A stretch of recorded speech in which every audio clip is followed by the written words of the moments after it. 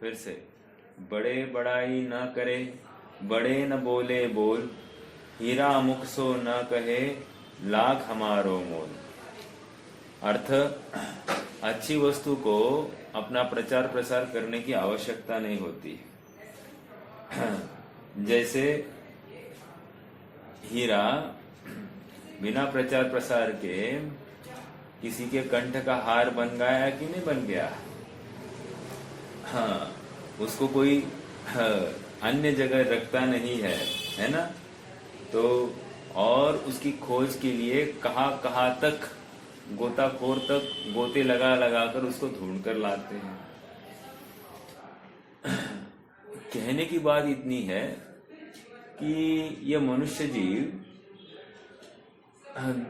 कुछ चंद लोग अपनी प्रशंसा तारीफ करेंगे, इसके लिए अपनी सारी जिंदगी धो देता है। थोड़ी सी लौकिक जगत जनों की, जिनको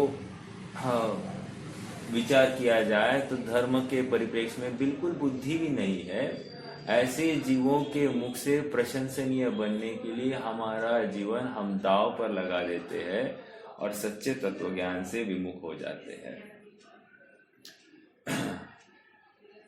और ये कोई समझदारी नहीं है। हम वस्तु स्वरूप का विचार कर रहे हैं। कह रहे वस्तु स्वरूप मतलब प्रत्येक द्रव्य का स्वरूप। कह रहे प्रत्येक द्रव्य का स्वरूप क्या है? कह रहे प्रत्येक द्रव्य का स्वभाव उसका अस्तित्व है। प्रत्येक द्रव्य अनादि अनिधन है, अर्थात अनादि काल से है, अनंत काल तक बना रहेगा। ये जिसको जिसको विचार होता है, जिसको जिसको स्वीकार होता है, उसकी वर्तमान में आकुलता मिट गई है, और जिसे ये अस्वीकार है वो तीव्र आकुलता में बैठा है।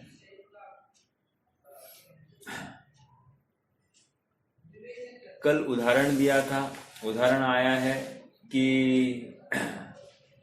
एक बहुत अच्छी बात भी मुझे याद आ रही है। Nothing can never be something and something can never be nothing. मतलब क्या? जो जिसकी हयाती नहीं है उसका कुछ कुछ बन जाए ऐसी संभावना ही जीरो है, और जिसकी आज हयाती है वो नाश को प्राप्त हो जाए ये भी संभावना जीरो है। So nothing can never be something and something can never be nothing.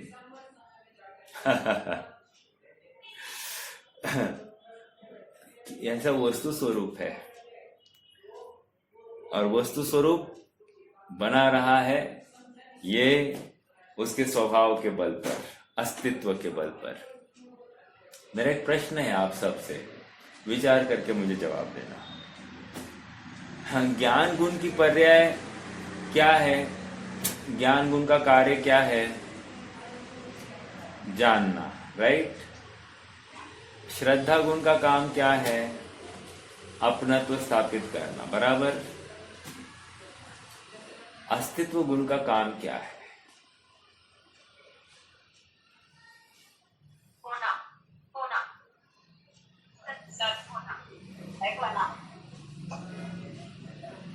सत होना। ओके, और कोई विशेष रूप से इसमें इनपुट देना चाहेगा? आंसर गलत नहीं है। नाश नहीं होने वाला। देखो मैं बताता हूं। उत्पाद, व्यय, द्रव्य, ये तीनों काम अस्तित्व गुण के हैं। फिर से, उत्पाद करना, नवीन पर्याय का, नवीन अवस्था का उत्पाद करना, पुरानी अवस्था का व्यय करना, और द्रव्य रूप से द्रव्य बना रहना, ये तीनों काम अस्तित्व गुण के हैं। समझ में आ रहा है क्या? अर्थात अस्तित्व गुण बहुत बड़ा काम कर रहा है, और अगर अस्तित्व गुण नहीं है तो कुछ भी नहीं है। इन ज्ञान गुण के लिए कोई अवसर नहीं है। अस्तित्व गुण है इसीलिए तो द्रव्य है। अस्तित्व गुण ही नहीं है तो द्रव्य की कल्पना ही नहीं की जा सकती। इतना महत्वपूर्ण ये अस्तित्व गुण है। हाँ जी,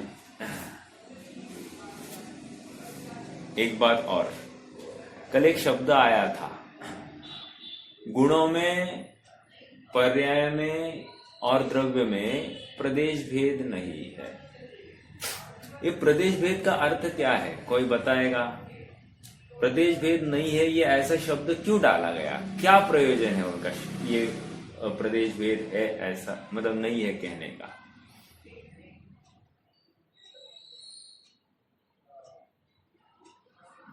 अलग अलग नहीं है, एक ही जगह पे। अलग अलग नहीं है, एक ही जगह पे है मतलब? अच्छा, आपको ये कहना है कि जहां पर द्रव्य है वहीं पे गुण है, वहीं पे पर्याय है, अन्य किसी जगह पर नहीं है। ठीक है, ओके ओके, और कुछ बोलिए, और थोड़ा सा।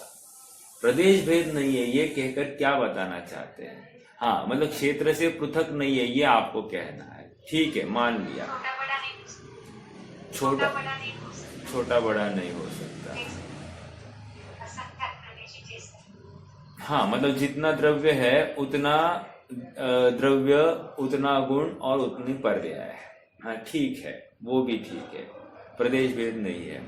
देखो और एक बात, हाँ, प्रदेश भेद नहीं है कहकर ये यहाँ पर ये समझाना चाहते हैं जैसे दो द्रव्य पृथक पृथक मिली हुई अवस्था में पाए जाते हैं और वे पृथक पृथक होते हुए दिखाई देते हैं, ऐसा द्रव्य, गुण और पर्याय पृथक पृथक नहीं होते हैं। समझ में आ रहा है क्या? वैसे नीता भाभी ने कहा था अलग अलग, लेकिन अलग अलग वो एक ही क्षेत्र की अपेक्षा बताया। मुझे अपने को उसमें डिराइव्ड मीनिंग, इम्प्लाइड मीनिंग ये निकल रहा है कि जैसे तिल और तेल, तिल का दल और उसका तेल, दोनों में प्रदेश भेद है कि नहीं है? कह रहे है। कैसे पता चला? देखो ना आप, तेल बाजू पे निकल रहा है और तिल बाजू को निकल रहा है। दूध और पानी, इनमें प्रदेश भेद है कि नहीं है? बिल्कुल है। देखो पानी बाहर निकल रहा है और दूध अलग पड़ रहा है कि नहीं? तो प्रदेश भेद हुए बिना हुआ क्या ये? नहीं, प्रदेश भेद है। उसी प्रकार जीव और पुद्गल, इन दोनों में क्या है? प्रदेश भेद है, इसलिए न्यारे पड़ते हैं। बराबर वैसा द्रव्य, गुण और पर्याय ये न्यारे पड़ते नहीं है, इसलिए प्रदेश भेद नहीं है, ये समझा रहे हैं। ओके, चलिए, ये एक महत्वपूर्ण बिंदु के ऊपर मुझे थोड़ा सा ध्यान आकर्षित करना था। आइए थोड़ा सा पढ़ना है अपने को, 96 गाथा ही पढ़ेंगे थोड़ी सी और फिर आगे बढ़ेंगे। हाँ जी, पहले गाथा का पाठ करेंगे। सद्भावो हि सहावो गुणेहिं सगपज्जयेहिं चेत्तेहिं दवस्य सवकालम् उपादव्यय दुवत्तेहिं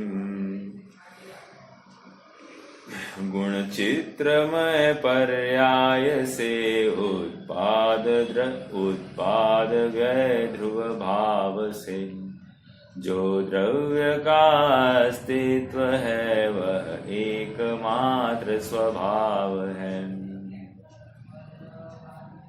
पेज नंबर 32 पर आ जाइए। यहाँ पर इतना ही है कि गुण और अनेक प्रकार की पर्यायों का उत्पाद व द्रव्य से द्रव्य का जो अस्तित्व, देखो आया क्या? अस्तित्व का काम क्या है? उत्पाद व द्रव्य। ठीक है, अस्तित्व सदाकाल है, वह वस्तुता द्रव्य का स्वभाव है। और एक बात समझना थोड़ा सा, द्रव्य का स्वभाव कह रहे हैं, इस न्याय से प्रत्येक गुण द्रव्य का स्वभाव है, प्रत्येक शक्ति द्रव्य का स्वभाव है, ऐसा ही है। लेकिन हम यहाँ पर इस अस्तित्व गुण की तरफ से देख रहे हैं और वो द्रव्य का स्वभाव दिखाई दे रहा है। ओके, कोई ऐसा विशेषपना है कि सब में पाया जा रहा है। विशेषपना है मतलब क्या? एक ऐसी शक्ति है, ऐसा स्वाभाविक गुण है जिसकी वजह से द्रव्य बना रहा, उसका कभी नाश हुआ नहीं है। ये अस्तित्व गुण और ये उसका स्वभाव है। ठीक है, देखो उदाहरण पढ़ रहे हैं अपन 32 पेज पर, है ना। हाँ, जिस प्रकार जो द्रव्य क्षेत्र काल या भाव से सोने, मिल रहा है सेकेंड पैराग्राफ, मैं वहां से पढ़ के मतलब कंटिन्यूटी आएगी। ठीक है, जिस प्रकार द्रव्य क्षेत्र काल या भाव से सोने से पृथक दिखाई नहीं देते, सोने से पृथक दिखाई नहीं देते। क्या?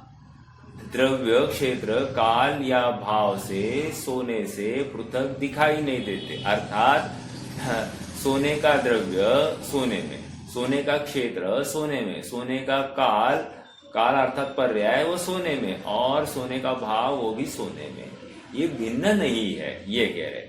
और एक प्रश्न है आप सबसे, देखो प्रत्येक द्रव्य क्षेत्र काल भावात्मक होता है। फिर से, प्रत्येक द्रव्य क्षेत्र काल भावात्मक होता है।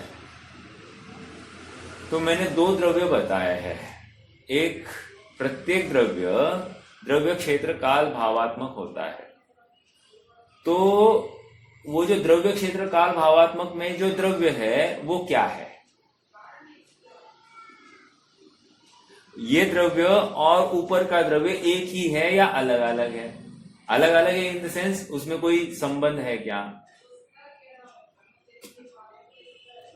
द्रव्य क्षेत्र काल भावात्मक होता है। प्रत्येक द्रव्य क्षेत्र काल भावात्मक होता है।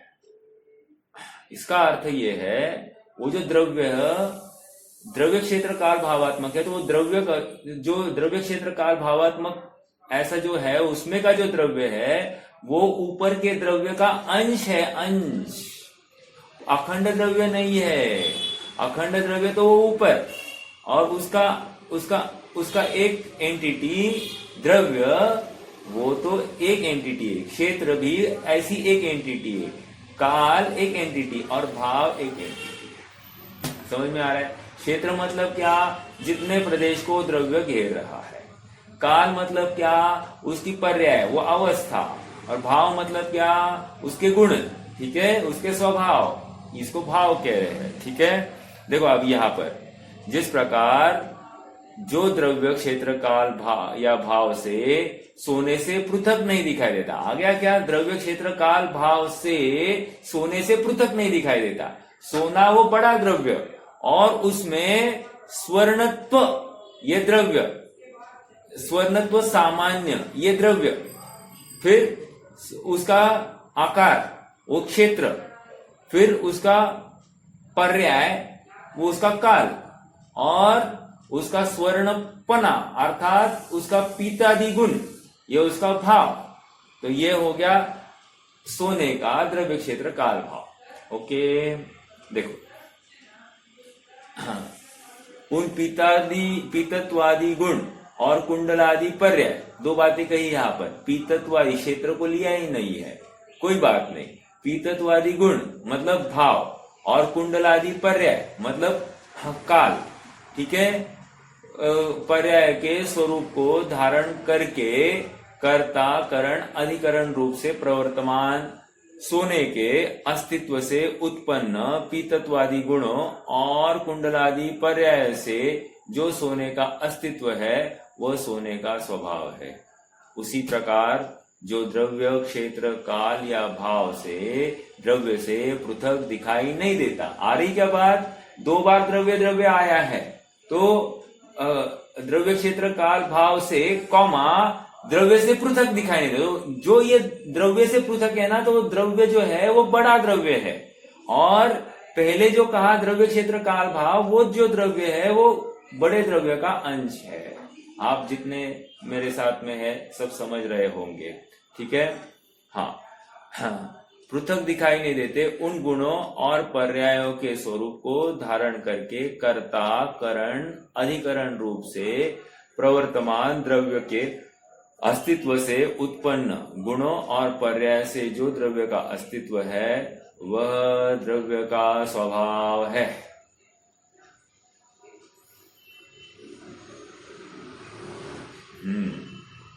देखो और एक बात आपकी जानकारी के लिए देखो, कर्ता, करण, अधिकरण, ये तीन ही लिए कारक। हाँ, कर्ता मतलब पहला, ठीक है, कर्ता। फिर करण मतलब साधन, कर्म नहीं लिया, ठीक है, संप्रदान अपादान नहीं लिया, डायरेक्ट अधिकरण लिया। तो इन शॉर्ट अधिकरण मतलब आधार। किसके आधार से ये सब कार्य हो रहा है? कह रहे द्रव्य स्वयं के आधार से ये कर रहा है।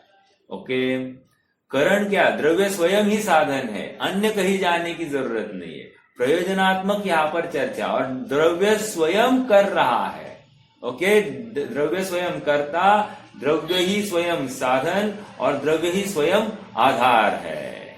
ठीक है, से सर्वप्रथम द्रव्य के अस्तित्व से उत्पन्न गुण और पर्याय से जो द्रव्य का अस्तित्व है वह द्रव्य का स्वभाव है। आगे, जिस प्रकार द्रव्य क्षेत्र काल या भाव से जो सोना पीतत्वादि गुणों से और कुंडलादि पर्याय से पृथक दिखाई नहीं देता, उस सोने के स्वरूप को धारण करके कर्ता, करण, अधिकरण रूप से प्रवर्तमान पीतत्वादि गुण और कुंडलादि पर्याय से उत्पन्न सोने का मूल साधकपने सोने से निष्पन्न होता हुआ जो अस्तित्व है वो सोने का स्वभाव है। उसी प्रकार फिर से क्या कह रहे हैं? पीतत्वादि गुण एक और कुंडलादि पर्याय दो से उत्पन्न सोने का मूल साधन पने सोने से, उसका साधन क्या है? कह रहे सोना, ठीक है, सोने से निष्पन्न होता हुआ जो अस्तित्व है उसमें क्या मिलने वाला है? वो पीतत्वादि गुणों में हमको क्या दिखने वाला है? सोना ही दिखेगा ना, अन्य कुछ दिखाई देगा? नहीं दिखाई देगा। वो हार है, कुंडल है, जो कुछ है उसमें क्या दिखाई देगा? सब जगह पर व्याप्त क्या है? सोना ही है, बराबर। तो सोना ही है। अब निष्पन्न होता हुआ जो अस्तित्व है, अब कह रहे कुंडल की पर्याय का नाश हो गया और हार की पर्याय आ गई। ओके, हार की पर्याय में पीतत्वादि गुण है कि नहीं है? है। हार की पर्याय में सोना विद्यमान है कि नहीं है? है। या सोना ही सर्व जगह पर व्याप्त हुआ है कि नहीं है? व्याप्त हुआ है। इसका मतलब वो द्रव्य ही स्वयं उस गुण और पर्याय को प्राप्त हुआ है। एक भी प्रदेश ऐसा नहीं जहां पर वो स्वर्ण नहीं है, और एक भी पर्याय ऐसी नहीं जहां पर स्वर्ण नहीं है। ओके, वह सोने का, और इसमें क्या हुआ है? सोना बना रहा। सबसे बड़ी बात डिराइव क्या हो गई? सोना बना रहा। देखो, उदाहरण सोने का दिया जा रहा है, घटित करना है प्रत्येक द्रव्य पर, और प्रत्येक द्रव्य में घटित करने के बाद मेरे आत्म द्रव्य में भी घटित करनी है। समझ में आ रहा है क्या? क्योंकि प्रयोजन क्या है? प्रयोजन अपने आत्म वस्तु को समझने का है। समझा रहे छो द्रव्य का स्वभाव समझा रहे। देखो और एक प्रश्न, छो द्रव्य का स्वभाव समझाकर इसमें हमारा क्या लाभ होने वाला है? कौन बताएगा? छो द्रव्य का स्वभाव बताया, इसमें हमारा क्या लाभ हुआ?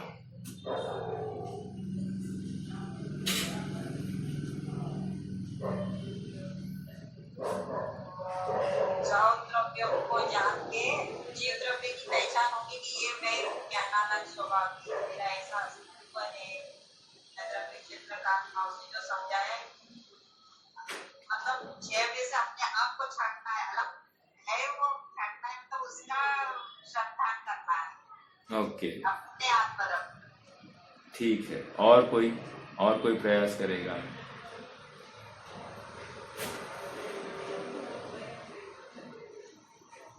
देखो, 6 द्रव्यों का स्वभाव बताने का प्रयोजन इतना है कि प्रत्येक द्रव्य अपने अपने में ही है, अपने क्षेत्र से अपनी सीमा के बाहर निकला ही नहीं है। एक बात। दूसरी बात, ये मालूम होने के बाद में इस जीव का अनादिकाल से जो प्रयास उस पुद्गल द्रव्य में चल रहा है कि मैं इसका कर्ता बनूं, मैं इसका भोक्ता बनूं, इससे मेरा सुख है, इससे मेरा दुख है, ये सारी जो भ्रामक कल्पनाएं चल रही है, इन सारी भ्रामक कल्पनाओं के लिए पूर्ण विराम हो जाता है। क्योंकि प्रत्येक द्रव्य का स्वभाव अपने स्वचतुष्टय में तिष्ठने का है, प्रत्येक द्रव्य का स्वभाव अपने गुण पर्याय को प्राप्त होने का है, दूसरों के नहीं। ऐसा जब समझ में आ गया तो अब बाहर देखने का अवसर नहीं रहा, ये मुझे समझ में आया। अब ये इतनी निर्भरता हो गई कि मुझे इस शरीर के परिणमन का कुछ भी करना नहीं है, मुझे मेरे बच्चे के, मेरे पत्नी के, मेरी माता के परिणमन का कुछ भी करना नहीं है। ये निर्भरता समझ में आ रहा है क्या? इतनी निश्चिंतता यहाँ पर आ जाती है। ये द्रव्य स्वभाव समझने से इतनी निर्भरता है। देखो अपन कितने भेद विज्ञान के समीप पहुंचे, आप पकड़ नहीं पा रहे हैं अभी तक। देखो ये चिंतन आप नहीं कर रहे हैं, इसलिए जवाब नहीं दे पा रहे हैं।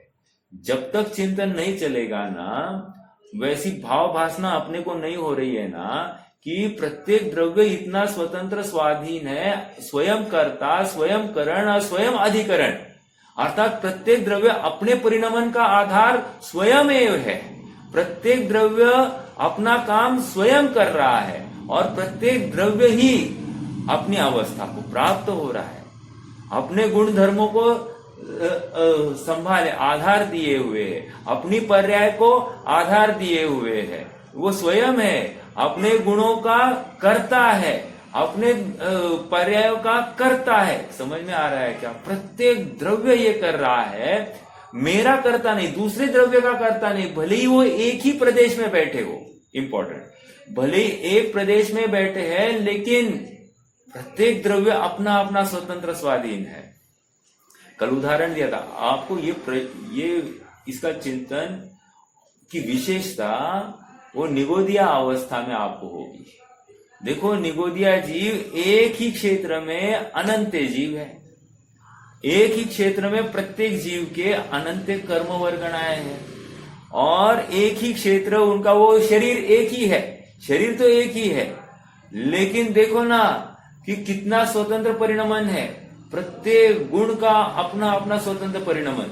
वे कर्म वर्गणाएं नवीन, कर्म वर्गणाएं उनका स्वतंत्र परिणमन, और सबका जन्म और सबका मरण एक साथ। ये ऐसा होते हुए भी सब स्वतंत्र है, सब स्वतंत्र। मतलब वहां आपको द्रव्य की पृथकपना, कार्य तो एक साथ होते हुए दिखाई देते हुए भी द्रव्य का पृथकपना आपको दिखाई दे रहा है।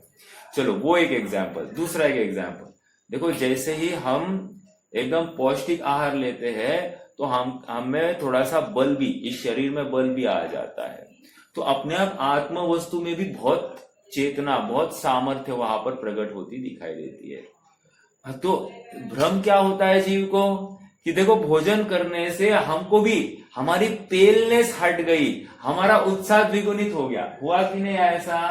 तो ये क्यों हुआ? हमको लग रहा है कि उस भोजन से हुआ। यहां पर समझा रहे नहीं, भोजन भोजन में है, भोजन शरीर में गया नहीं है। भोजन भोजन में है, शरीर शरीर में है, और आत्मा आत्मा में है। ऐसा प्रत्येक द्रव्य की स्वतंत्रता का जय घोष इस पर्टिकुलर गाथा में हो रहा है। ये एप्लीकेशन है, हम इसको अप्लाई करेंगे तो ही हमारा लाभ होगा, नहीं तो फिर गाथा है। हाँ, 6 द्रव्यों की चर्चा है, और इस 6 द्रव्यों में मैं पृथक हूं, मैं भिन्न हूं, मेरा उत्पाद और मेरा व्यय मेरे में हो रहा है, खत्म। ऐसा नहीं है। ये प्रत्येक गाथा कोई ना कोई बोध दे रही है, वो बोध हम ले रहे कि नहीं ले रहे। इसलिए देखो, मैंने आज जो रिकॉर्डिंग अपलोड की, मैंने उसमें लिखा इस द्रव्य गुण मेरे अस्तित्व को ज्ञान में रखकर मेरा भेद विज्ञान हुआ, अर्थात प्रत्येक द्रव्य का अस्तित्व है ये समझकर मुझे भेद विज्ञान हुआ। भेद विज्ञान हुआ मतलब क्या? अरे मैं अन्य का कुछ कर नहीं सकता, अन्य मेरा कुछ कर नहीं सकता। मेरे अनंत गुण मेरे आत्मद्रव्य के आश्रित है, और पुद्गल के अनंत गुण उस पुद्गल द्रव्य के आश्रित है। मेरा उनमें कोई मिलावट नहीं और उनकी मुझ में कोई मिलावट नहीं, भले ही दिखाई दे रहे मिले हुए, एक क्षेत्र में ऐसे एकमेक हुए हैं कि प्रश्न पड़ता है कि मैं कर रहा हूं या यह पुद्गल कर रहा है, ऐसा प्रश्न हो रहा है, तो भी देखो काम से स्वतंत्र हो रहा है। हाँ देखो वो भोजन का परमाणु, अब ये तो बात दो जीव और पुद्गल में तो थोड़ी समझ में आती है, लेकिन दो पुद्गल परमाणु भी पृथक पृथक काम कर रहे ये समझ में नहीं आता है। तो देखो ना, ये भोजन का परमाणु वे भी अनंत परमाणु है, प्रत्येक परमाणु अपनी स्वतंत्र हयाती लिया हुआ है और उसका परिणमन स्वतंत्र रूप से उसके अधीन है, किसी दूसरे परमाणु के अधीन नहीं है। ओके, वो अब एनर्जी में कन्वर्ट हो गया, तो एनर्जी का परमाणु स्वयं में उसकी स्वतंत्र हयाती लिए हुए है, दूसरे का किसी का उसमें कुछ भी रोल नहीं है।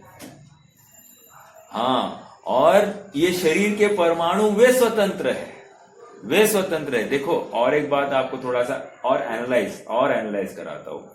हमने भोजन लिया, भोजन एनर्जी में कन्वर्ट हो गया, तो हमको लगता है कि ये शरीर स्ट्रांग हो गया, लेकिन ऐसी बात नहीं है।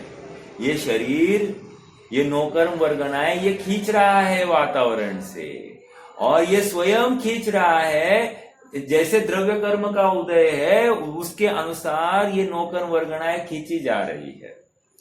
अर्थात फिर से उस द्रव्य कर्म ने के निमित्त से कौन सी वर्गनाएं खींची जानी है ये भी नक्की है। और हमको क्या लग रहा है, भोजन करने से इस शरीर का स्वास्थ्य बना है। समझ में आ रहा है? अर्थात वे कौन सी वर्गनाएं खींचनी है, कितनी ताकत की वर्गनाएं खींचनी है, वो तो द्रव्य कर्म के आश्रित है, इस भोजन के आश्रित नहीं है। लेकिन निमित्त नैमित्तिक संबंध ऐसा है कि बराबर भोजन उसी टाइप का और वे वर्गनाएं भी उसी टाइप की, मतलब उससे उत्साह आ गया है। लेकिन दोनों का स्वतंत्र रोल है, यह हमको समझना है यहाँ पर इस पर्टिकुलर गाथा के माध्यम से। इतनी स्वतंत्रता है, प्रत्येक परमाणु में स्वतंत्रता है, प्रत्येक परमाणु उसकी द्रव्य गुण पर्यायात्मक रूप से परिणमित हो रहा है, प्रत्येक परमाणु। इसीलिए अन्योन्य भाव जो है ना, इसी के आधार पर है। अन्योन्य भाव क्या कह रहा है, एक परमाणु दूसरे परमाणु रूप नहीं होता, वर्तमान कालीन एक स्कंद दूसरे स्कंद रूप नहीं हो रहा है। कारण क्या है, स्वतंत्रता। अन्य काल में अन्य रूप होता हुआ दिखाई दे, लेकिन अभी वर्तमान में नहीं। जैसे एक एग्जाम्पल, अभी एक सूर्यकांत मणि है ना, सूर्यकांत मणि है, वो मणि है, क्या है मणि, मतलब पुद्गल रूप है कि नहीं है। अब उसको धूप दिखा दी, सूर्य प्रकाश में ले गए, तो क्या होगा, वो जलने वाला है, अग्नि रूप परिणमित हो गया। अब उसमें अग्नि रूप परिणमित होने की उसकी स्वतंत्र योग्यता थी, तो वो हो गया। लेकिन सूर्य ने कुछ किया है ऐसा नहीं, लेकिन ये स्वयं ऐसा ही परिणमित हो गया है। हाँ, तो ये स्वतंत्रता है, स्वाधीनता है, ये मुझे यहां पर समझाना है और कुछ नहीं। मतलब प्रत्येक परमाणु का अपनी स्वतंत्र स्वाधीनता है। आगे, हाँ जी, अगला पैराग्राफ देखो नीचे। इस प्रकार यहाँ गुण पर्याय से द्रव्य का और द्रव्य से गुण पर्यायों का अस्तित्व सिद्ध किया गया है।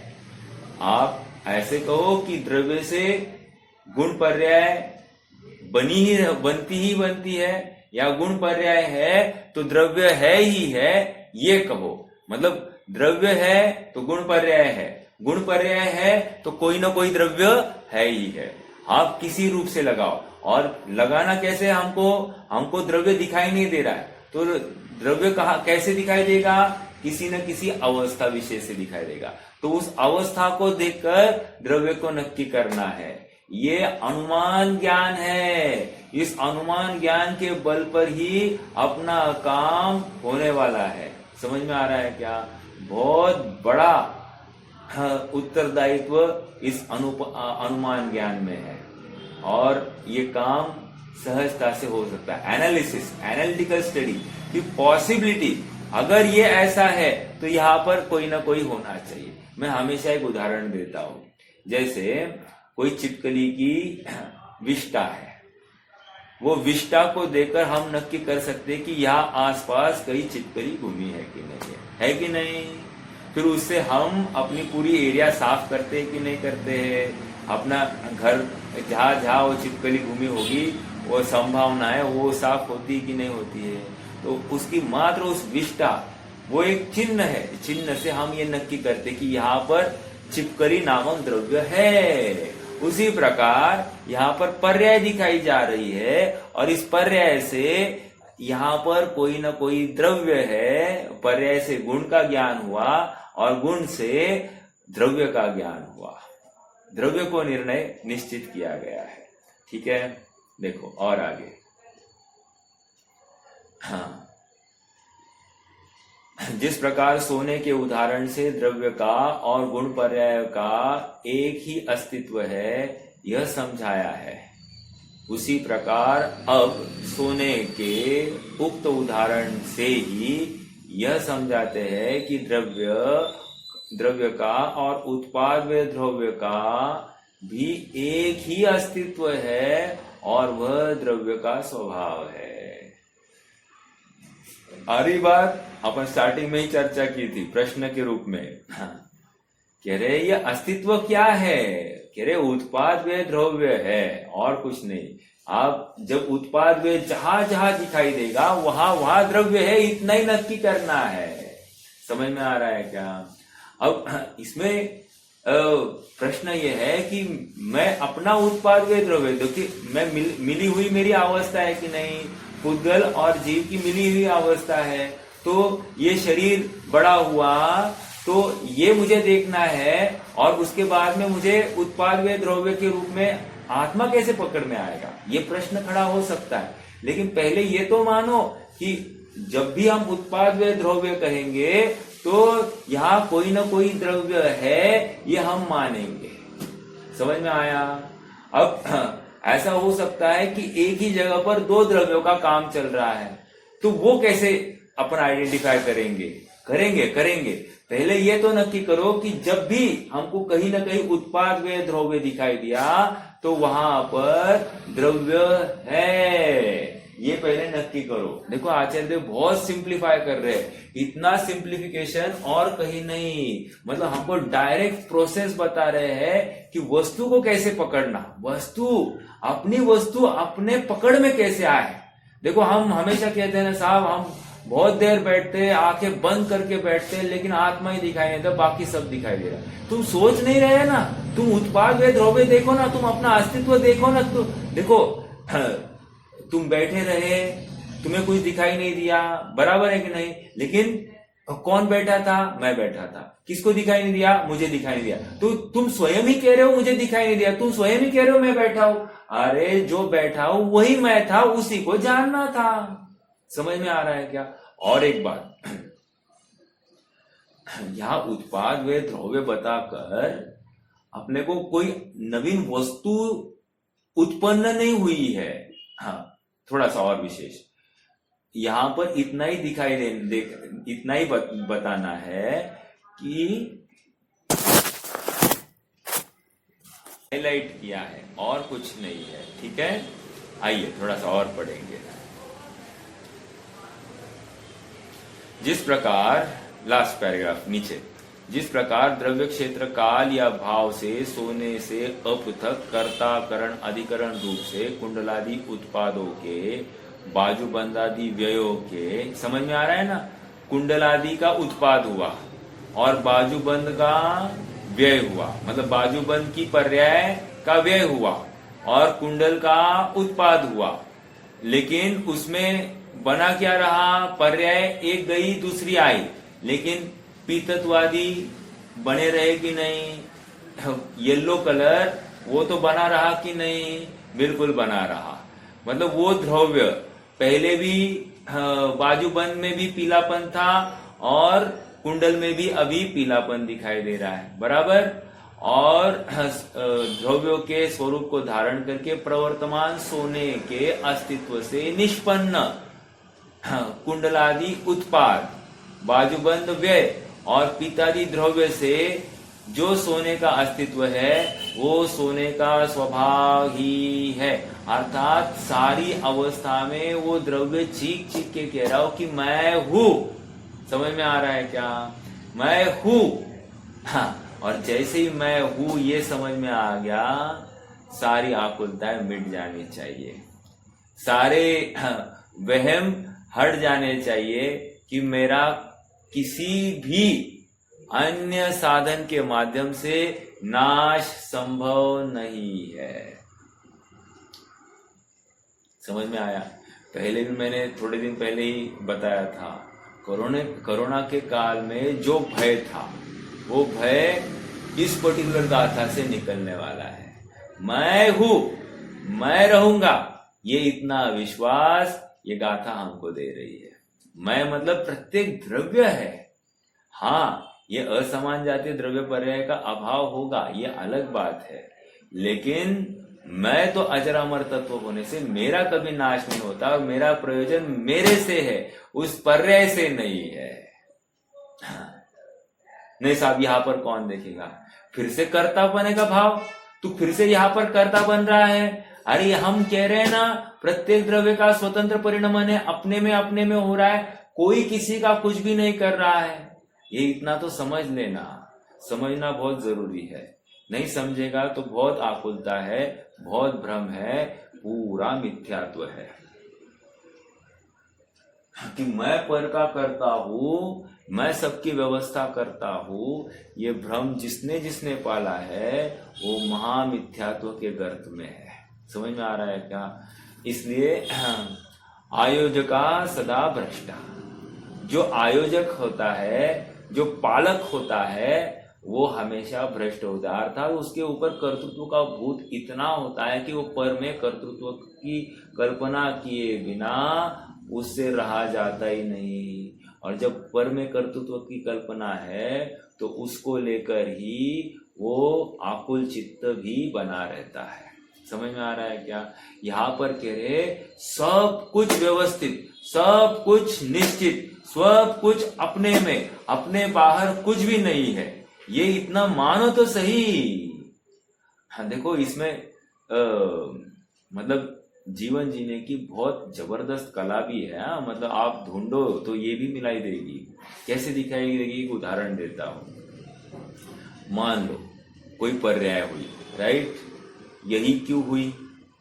कह रहे इसी का आज के समय में, इस पर्टिकुलर समय में अस्तित्व था, खत्म। अब यही पर्याय क्यों? तो फिर अपने आश्रित जन कोई विपरीत चल रहा है तो हमको आकुलता होनी चाहिए? नहीं, यही पर्याय होनी, खत्म। ओके, मतलब इतनी निर्भरता आती है। अच्छा, यही पर्याय होनी थी, अब क्या करें? आज मैं श्रेयांश के साथ में ऐसा गाड़ी से जा रहा था, श्रेयांश गाड़ी चला रहा था। अचानक एक आदमी ऐसा आया, एक लड़का फोन पे बात करते करते टेढ़ा आया। अब ये हम देख रहे हैं, ये टेढ़ा टेढ़ा टेढ़ा जा रहा है, कैसे वैसे एकदम ब्रेक दबाया। तो कुछ हुआ नहीं, श्रेयांश उस लड़के को डांटने लग गया। मैंने कहा छोड़ो बेटा, छोड़ो। उसको बोला बेटा देख कर चलना।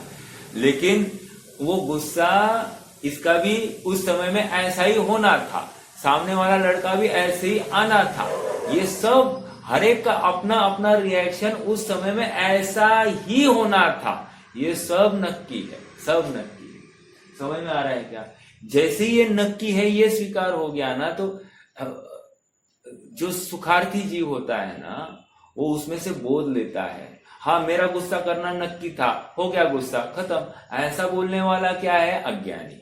क्योंकि उस गुस्से में आकुलता हुई ना, स्वयं को गुस्सा करने वाला माना ना। यहां पर ये कह रहे हैं ठीक है, वो योग्यता थी, आकुलता थी, लेकिन ये मेरा स्वभाव नहीं था। समझ में आ रहा है क्या? भले ही वो पर्याय उस समय में हुई, लेकिन ये मेरा स्वभाव नहीं था। ऐसा जो माने वो आगे बढ़ने वाला है, द्रव्य के समीप जाने वाला है, स्वभाव के समीप उसका उपयोग झुकने वाला है। और जो ये करे, यही पर्याय होनी थी, इसका ही इस समय में नंबर था, वो हो गया, मैंने कुछ किया नहीं, तो वो उस द्रव्य उस पर्याय का अकर्ता हो रहा है। जबकि क्रोध आदि कषाय वो तो विभाव थी, वो स्वभाव नहीं थी, स्वभाव की तरफ झुकी हुई अवस्था नहीं थी, स्वभाव से विमुख हुई अवस्था थी। तो ये तत्व निर्णय से तो विमुख थी ही, आकुलता तो थी ही, दुख प्रदान किया ही किया है, इसलिए उसको अनुमोदनीय तो नहीं कहेगी। भले ही पर्याय क्रम अनुरूप वही आनी थी, ये मान्य, लेकिन ऐसे तत्व चिंतन से कोई लाभ नहीं होने वाला, ये भी मान्य करो। ओके, हाँ देखो अज्ञानी क्या करता है, क्रमबद्ध पर्याय अपने विकारों को, अपने पुरुषार्थहीनता को छुपाने के लिए करता है, और ज्ञानी क्या करता है, अपने तत्व चिंतन को आत्मसन्मुख करने के लिए क्रमबद्ध का निर्णय करता है। हाँ ठीक है, ये पर्याय थी, लेकिन मुझे ये करनी नहीं। देखो दिन भर में हमको कितने विकारी भाव आते होंगे, आते हैं कि नहीं आते हैं, तो वे आते हैं, उनका भान होने पर आकुलता होती कि नहीं। मान लो सामायिक में ही बैठे हैं अपन, सामायिक में आ गए बैठे, और हमको अब्रह्म संबंधी कोई एक तीव्र भावना अपने उपयोग में आ गई, तो हमको खेद होता है कि नहीं? तो कह रहे हैं कि खेद हुआ, लेकिन वो उस समय की एक सच थी कि ऐसा ही एक ज्ञान का के विषय बनेगा और मेरा उपयोग भटकेगा। भटकने की बात अलग थी, लेकिन उसमें मैं हूं कि नहीं हूं, मेरा स्वभाव, ये विकार हुआ, विकार होने के बाद भी मेरे स्वभाव में कुछ हानि हुई क्या? नहीं हुई। तो देखो स्वभाव की तरफ तुम्हारा ध्यान रखो, बस तुम ये विकार को छोड़ दो, और स्वभाव में ये विकार भले ही हुआ है, लेकिन स्वभाव में हानि नहीं है, इतना विश्वास होने के बाद। स्वभाव में हानि कैसे नहीं है? वो ध्रव्य जो अंश है ना, उसके बल पर स्वभाव में बिल्कुल भी हानि नहीं हुई है, मेरा स्वभाव बराबर बना रहा है, ये ध्रव्य में नक्की हो गया, बस मेरा काम हो गया। समझ में आ रहा है क्या? ये तत्व चिंतन को आत्मसन्मुख करने का मतलब करने का एक अपने पास अवसर आता है द्रव्य गुण पर्याय के माध्यम से, और ये अस्तित्व गुण हमको समझा रहा है कि ये द्रव्य गुण पर्याय का प्रदेश भेद नहीं है। द्रव्य गुण पर्याय का वो जो उत्पाद व्यय और द्रव्यपना जो पर्याय में पाया जा रहा है, हालांकि मालूम है द्रव्य क्या है, उत्पाद और व्यय और द्रव्य, इसमें गुण पर्याय लगाने तो क्या लगाएंगे, कोई बताएगा? उत्पाद व्यय द्रव्य में गुण पर्याय लगाने हैं, क्या लगाएंगे?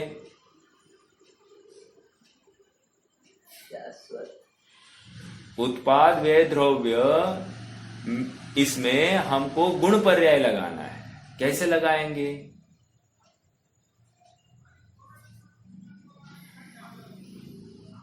द्रव्य गुण होगा। बहुत अच्छा। और उत्पाद व्यय पर्याय, समझ में आया? पूर्व पर्याय का अभाव और नवीन पर्याय का उत्पाद, ये पर्याय, ठीक है।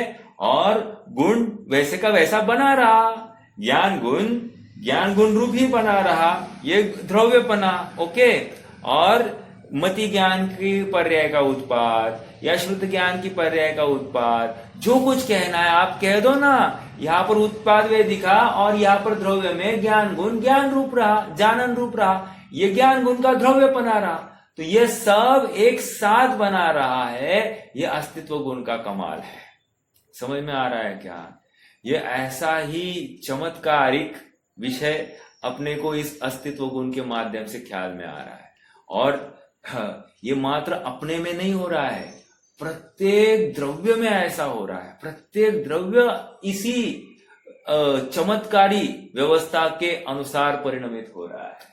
समझ में आ रहा है क्या? इसलिए इसके माध्यम से हमको और एक बात समझ में आ रही कि कोई इसका कर्ता धर्ता नियंता नहीं है, कोई कंट्रोलर नहीं है, किसी के अधीन नहीं है। अब देखो, अब इस बुद्धि से हम देव दर्शन करने जाएंगे, तो देव दर्शन करने जाएंगे तो उस समय में हमको भगवान से क्या अपेक्षा होगी? जब हमने ये पढ़ के गए हैं कि भगवान हमारा कुछ करने में समर्थ नहीं है, कुछ भी करने में समर्थ नहीं है, ये जानने के बाद हम भगवान के सामने खड़े हैं। अब क्या होगा भगवान को देखकर? अब भगवान से कुछ मांगने का भाव होगा क्या? भगवान मेरा कुछ कम ज्यादा करो, ये भाव होगा क्या? नहीं होगा। ये पामरता हट गई, प्रभुता आ गई, मुझ में अपनी प्रभुता दिखाई देने लगी। और देखो फिर भगवान के सामने जाकर गिड़गिड़ाने का मतलब, आज जिस प्रयोजन से जाता था ना, वो प्रयोजन नहीं रहेगा। प्रयोजन नहीं रहेगा तो अज्ञानी को लगेगा आप कुछ भगवान देने वाले नहीं, अब क्या करना भगवान के पास जाकर, ऐसा होता है। और ज्ञानी भगवान को के पास जाकर भगवान का क्या पुरुषार्थ हुआ होगा, स्वयं को अनाहारी स्वभावी देख रहे, स्वयं को अरोगी स्वभावी देख रहे, स्वयं को अनशन स्वभावी देख रहे, स्वयं को अनिद्रा स्वभावी देख रहे, स्वयं को पसीना आदि से रहित देख रहे, स्वयं को पूर्ण अपने में ही पूर्ण देख रहे हैं, मृत्यु से रहित, जन्म से रहित, बुढ़ापे से रहित, बाल युवा आदि अवस्थाओं से रहित, पुरुष आदि अवस्था से रहित, स्त्री आदि अवस्था से रहित अपने को एकमात्र जीव रूप देख रहे हैं और अपनी पूर्णता अपने में ही स्वीकार किए हुए उसी में संतुष्ट है। यही तो जादू है। और भगवान को देखकर मैं भी ऐसा हूं, इसलिए एक दिन तेरे सदृश प्रभु अरहंत अवस्था पाऊंगा, ये विश्वास भगवान को देखकर आ गया है। समझ में आ रहा है क्या? हाँ, इसका मतलब फिर भगवान के सामने जा रहा है तो भगवान बनने के लिए जा रहा हूं, अन्य कोई भी अपेक्षा मुझे भगवान से नहीं। हाँ देखो, निगोद अवस्था में भी गया जीव, कहां नहीं गया। ऐसा होते हुए भी उस ध्रुव स्वभाव के बल पर जीव का किंचित मात्र भी स्वभाव का ह्रास हुआ नहीं है, इस ध्रुव स्वभाव के बल पर। और ध्रुव स्वभाव मतलब वो अस्तित्व गुण ने ये सब कराया है, अपने स्वभाव को बनाए रखा है। ये सर्वोत्कृष्ट काम इस अस्तित्व गुण ने किया है। और क्या चाहिए? आनंद करना है हमको।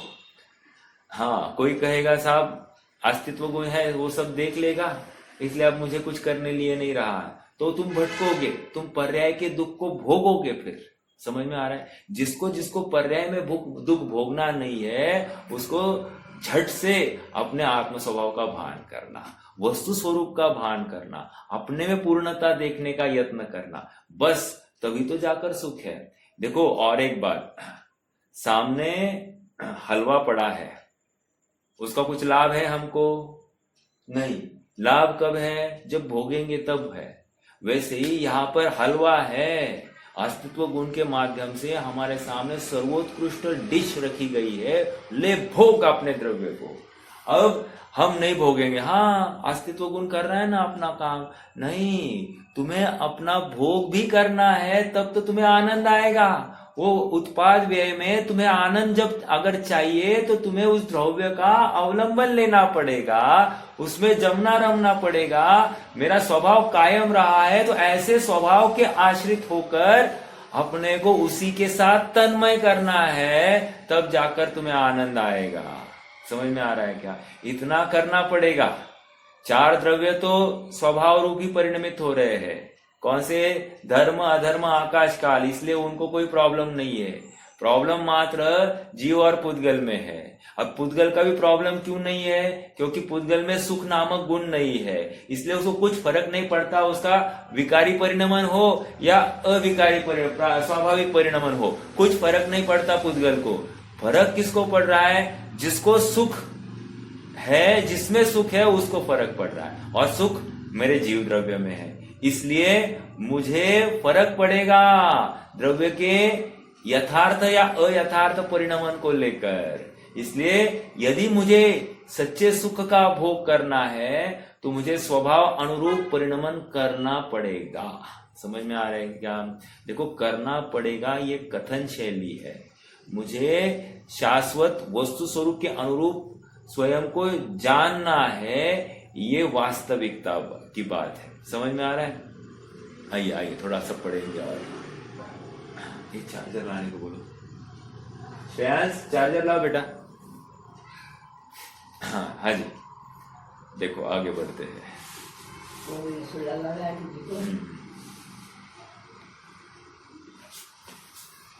हाँ, बाजूबंद आदि व्यय और पित्तत्वादि द्रव्य में से जो सोने का अस्तित्व है वह सोने का स्वभाव ही है, उसी प्रकार द्रव्य क्षेत्र काल या भाव से द्रव्य से अपृथक कर्ता करण अधिकरण से उत्पाद व द्रव्य से स्वरूप को धारण करके प्रवर्तमान द्रव्य के अस्तित्व से निष्पन्न उत्पाद व द्रव्य से जो द्रव्य का अस्तित्व है वह द्रव्य का स्वभाव ही है। जिस प्रकार अगला पैराग्राफ, जिस प्रकार द्रव्य क्षेत्र काल या भाव से कुंडलादि उत्पादों बाजूबंद आदि व्ययो और पीतत्वादि द्रव्य, आ रही क्या बात? पीतत्वादि द्रव्य मतलब गुणों को द्रव्य कह रहे हैं, ओके, और अवस्थाओं को पर्यायों को क्या कह रहे हैं? उत्पाद व्यय में ले रहे हैं। तो उत्पाद व्यय में पर्याय और द्रव्य में गुण ऐसा ले रहे हैं। पीतत्वादि, हालांकि गुण वो पीलापन पीलापन पीलापन पीलापन पीलापन ये भी द्रव्यपना है, भले ही कह रहे हैं, लेकिन वो ध्रुव का अंश है। फिर से वो त्रिकाल ध्रुव में वो जो पीलापन है उसका ये पीलापन अंश है। समझ में आ रहा है क्या? वो त्रिकाल ध्रुव नहीं है, ये ध्रुव का अंश है और वर्तमान पर्याय में वो अभिव्यक्त है।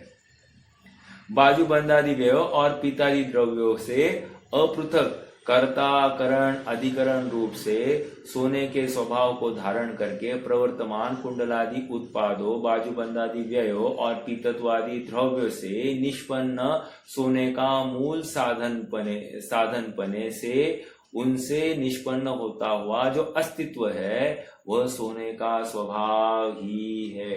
कितनी बार घुटाई करे, आचार्य देव के पास समय नहीं है। माय डियर फ्रेंड्स, सुनो, उनको बिल्कुल समय नहीं है।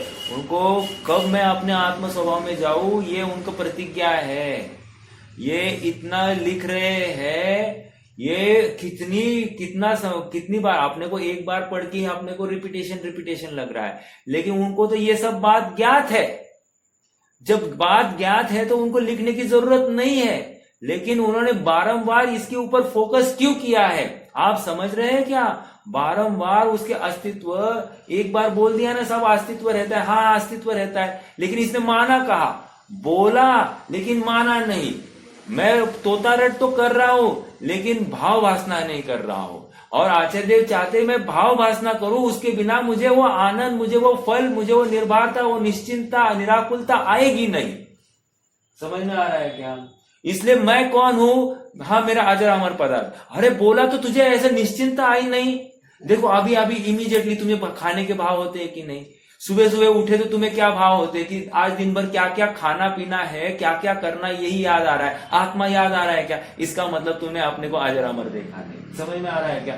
तुम्हें रात में सोते समय पूरा सोने का ही भाव हो रहा है कि नहीं, कब जाके मैं लेट जाऊं उस बिछाने के ऊपर, ऐसा हो रहा है ना? इसका मतलब तूने अपने आप को अनिद्रा स्वभावी देखा ही नहीं, क्योंकि आत्मा कभी सोता ही नहीं है। ये विश्वास तो लाओ ना, तुम आत्म स्वभाव को देखते ही नहीं हो, अपनी अजर अमरता को देखते ही नहीं हो, उसको अनेक अनेक रूपों में देखो तो सही। तू अनशन स्वभावी है तो तू स्वयं को खाने वाला क्यों मान रहा है? तुझमें कोई रोग होता ही नहीं है, कैंसर आदि कोई बातें सब वो शरीर में है, तुझमें होता नहीं है, तू क्यों मानता है तुझमें हो गया है? अर्थात तू अपने को जो नहीं है वो मान रहा है ना। अस्तित्व गुण कह रहा है कि तुझमें ये हो ही नहीं सकता। जब ये तुझे कह रहे हैं, तू मानता क्यों नहीं है?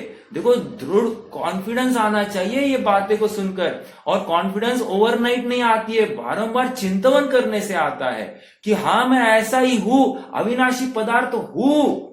समझ में आ रहा है क्या? लाभ तभी होगा, ये तत्व ज्ञान का लाभ इतना देर हम एक एक घंटा दे रहे हैं, आप सर्वोत्कृष्ट समय अपने दिन भर का निकालकर इसमें लगा रहे हैं, तो इसका लाभ तभी होगा जब यहां पर कही हुई बात का अमल हम अपने चिंतन में करेंगे। अगर वो अमल नहीं कर रहे हम, तो हमने ये जितना पढ़ा है उसका लाभ यत् किंचित नहीं आएगा, किंचित मात्र भी नहीं आएगा। हाँ, इतना होगा, क्या होगा कि इतने समय अपना शुभोपयोग में गया, ये बिल्कुल होगा, इसमें कोई दो राय नहीं है। इतना समय पाप कार्य से हटकर मेरा किसी विशेष पुण्यार्जन में गया है, बिल्कुल हो गया ये। और इससे भविष्य में थोड़ी बहुत अनुकूल संयोग की संभावना है, लेकिन कोई इस बुद्धि से भी करे तो भी पाप बंद कर रहा है। समझ में आ रहा है क्या? बिना इच्छा के अगर ऐसी प्रवृत्ति हो रही है तो शाबाश। अगर कोई इच्छा है, वासना है, वांछा है कि पर भव संबंधी, इस भव संबंधी, तो वो भी गया, बहुत निश्चिंतता का मार्ग है। और जो जितना निश्चिंत है ना, वो उतना पुण्य बंद करता हुआ आगे बढ़ रहा है। आहा, क्या कहा? जो जितना निश्चिंत है वस्तु स्वरूप को लेकर, वो उतना आगे बढ़ रहा है। और जो निरंतर वांछक है वो आगे नहीं बढ़ रहा है, वो पीछे जा रहा है, पाप बन ज्यादा कर रहा है और पुण्य बन कम कर रहा है। हाँ जी, देखिए थोड़ा सा पढ़ते हैं। और अस्तित्व उनसे निष्पन्न होता हुआ जो अस्तित्व है वो द्रव्य का स्वभाव है। उक्त टीका का संक्षिप्त सार, अभी कंक्लूजन है। अभी इसके आगे आप सब पढ़ लेना, बाकी की बातें मैं इतनी सी पढ़ लूंगा। ओके। उक्त टीका का संक्षिप्त सार यह है कि द्रव्य और अस्तित्व में प्रदेश भेद नहीं है। प्रदेश भेद नहीं है मतलब क्या? ये किसी अन्य द्रव्य की बात नहीं चल रही है। दो द्रव्य अलग अलग है, जैसे जीव और पुद्गल अलग अलग है, भले एक क्षेत्र में पड़े हैं तो उनमें प्रदेश भेद है। आत्मा के प्रदेश पृथक है और पुद्गल परमाणुओं के प्रदेश पृथक है, ये ऐसा हो सकता है। लेकिन यहाँ पर मेरा जीव और मेरा अस्तित्व, इसमें प्रदेश भेद नहीं है। वो पुद्गल परमाणु और उनके अस्तित्व में उनका प्रदेश भेद नहीं है, ये ऐसा लगाना। अर्थात मेरा अस्तित्व मेरे में, पुद्गल परमाणुओं का अस्तित्व उन पुद्गल परमाणुओं में, ऐसा लगाना है। उनका अस्तित्व मेरे लिए कुछ काम का नहीं और मेरा अस्तित्व उनके लिए कुछ काम का नहीं है। समझ में आ रहा है क्या? इतना पृथकता। ओके। अस्तित्व में प्रदेश भेद नहीं है, वह अस्तित्व अनादि अनंत है, अहेतुक है। कारण मत पूछो ऐसा अस्तित्व क्यों है, अहेतुक है। इसका मतलब मेरा उत्पाद हुआ, कहीं तो स्टार्टिंग हुआ होगा, कहीं तो स्टार्टिंग हुआ होगा। ये जितने भी प्रश्न आते हैं ना, ये प्रश्न के लिए कोई अवसर नहीं है ये अस्तित्व गुण को समझने के बाद नहीं। लेकिन कुछ भी कहो, वो अस्तित्व लगता ही है, तो लगता है तो जाओ, फिर तुम्हारा अस्तित्व हो गया ऐसा मानते रहो और भटकते रहो, और कोई अवसर नहीं है। तुम्हें ये मानना ही पड़ेगा, अहेतुक है, कारण नहीं दिया जा सकता। देखो कुछ कुछ बातों में कारण नहीं, ऐसे का ऐसा ही होता है, बस इतनी सी बात है। वो अभी ए जो है, ए ऐसा ही क्यों लिखा जाता है, ये प्रश्न आपने किसी ने पूछा क्या? बी ऐसा ही क्यों लिखा जाता है, ऐसा प्रश्न आपने किसी पूछा क्या? सी ऐसा ही लिखा जाता है, ऐसा आपने पूछा क्या? आम को आम ही क्यों कहते हैं, ऐसा आपने प्रश्न किया क्या? जो स्वभाव से है उसको कोई कारण देने की जरूरत ही नहीं है, अहेतुक है। जब वहां पर आप कारण नहीं पूछते हो तो यहां पर आप क्यों कारण चाहते हो? आप यहां पर भी कारण मत पूछो, क्योंकि यहां पर पूछने में आपको बहुत तकलीफ है। वहां पर पूछोगे तो कोई प्रॉब्लम नहीं होगा, लेकिन यहां पर पूछोगे तो आपका मिथ्या तो सुरक्षित है, ये बात निश्चित हो जाती है। हाँ, वह अस्तित्व अनादि अनंत है, अहेतुक है, एक रूप परिणति से सदा परिणमित होता है, इसलिए विभाव धर्म से भिन्न है। ऐसा होने से वह अस्तित्व द्रव्य का स्वभाव है। विभाव का अर्थ यहाँ पर नास्ति नहीं है, अभाव नहीं है, इतना ही लेना है। ठीक है। इसी प्रकार गुण पर्याय और द्रव्य का अस्तित्व भी एक ही है, अभेद ही है, क्योंकि गुण पर्याय द्रव्य से ही निष्पन्न होती है और द्रव्य गुण पर्याय से ही निष्पन्न होता है। लो, पहले क्या कहा? गुण पर्याय द्रव्य से निष्पन्न हुई। अब सेकेंड लाइन में क्या कह रहे हैं? द्रव्य गुण पर्याय से निष्पन्न हुआ। आप कुछ भी कहो, एक ही बात है, क्योंकि दोनों अव्यतिरिक्त है, दोनों अविनाभावी है। ये है तो द्रव्य है, द्रव्य है तो ये है, ये दोनों मानना ही पड़ेगा। समझ में आ रहा है क्या? इतना पूरा जोर द्रव्य गुण पर्याय की सिद्धि में लगाया है, ये स्वीकार करके अपनी अस्तित्व अपने में है, अनादि से है, अनंत काल तक रहेगा। मैं बूढ़ा हुआ, मैं जवान रहूं, मैं युवा हूं, ये सब भ्रांतियां छोड़ दो। मैं पुरुष, मैं स्त्री, ये सब भ्रांति छोड़ दो। मैं अजीव द्रव्य, मैं जीव द्रव्य अनादि निधन एक चेतना मात्र, ऐसा देखो तो सही, अपनी प्रभुता अपने में देखो तो सही। बाहर का मुझ में कुछ प्रवेश होता नहीं है, बाहर की कोई वस्तु मुझे सुख दुख देती नहीं है, ये मानो तो सही। जब प्रत्येक द्रव्य का द्रव्य गुण पर्याय स्वतंत्र है, ये समझने के बाद में अब मुझे आकुलता के लिए अवसर नहीं है। ठीक है, यही भेद विज्ञान है, यही स्वभाव की तरफ झुकने का प्रबल प्रबल चिंतन है। ऐसा चिंतन जो करेगा वो बहुत जल्दी अपने सामायिक में वो एक हाइट प्राप्त करता है, अर्थात उसको जो वो एक इंटीमेट जो भाव आता है स्वभाव में झुकने का, ये इस चिंतन के बल पर बहुत जल्दी हो जाएगा। आत्मानुभव अगर करना है तो ये बहुत नजदीक का रास्ता है, ऐसा कहो तो कोई बुरी बात नहीं है। ठीक है, चलिए चिंतन करते रहिए, अपना आत्मा कल्याण करना है, इस भावना से पूरे रहे और इसी भाव में हम अपना कार्य करेंगे। ये चिंतन, ये गार्ड बांध कर ही हम आगे बढ़ेंगे। कोई प्रश्न है तो रख सकते हैं, नहीं तो जिनवानी स्तुति।